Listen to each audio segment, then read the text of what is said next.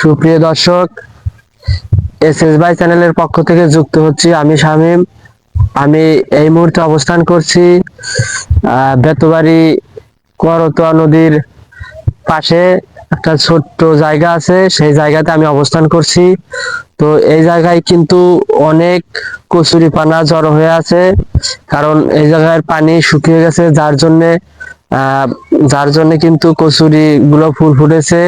আর এই কচুরি ফুলগুলো দেখতে কিন্তু অনেক সুন্দর।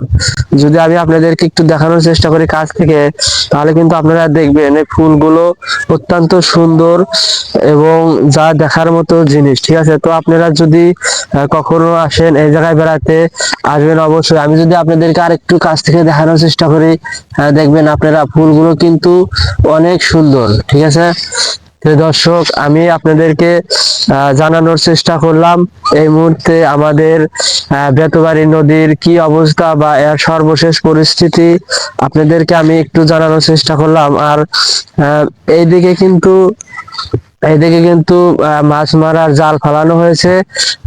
এই সব জাল কিন্তু এই গ্রাম্য অঞ্চলে নদীতে কিন্তু থাকে। তো বন্ধুরা, আমি কিন্তু এই মুহূর্তে সেখানে দাঁড়িয়ে আছি এবং সেই দৃশ্যগুলো আপনাদেরকে একটু দেখানোর চেষ্টা করলাম। তো বন্ধুরা, আপনারা কিন্তু অবশ্যই আমার ভিডিওটি দেখবেন ভালোভাবে এবং লাইক শেয়ার কমেন্ট করে পাশে থাকবেন।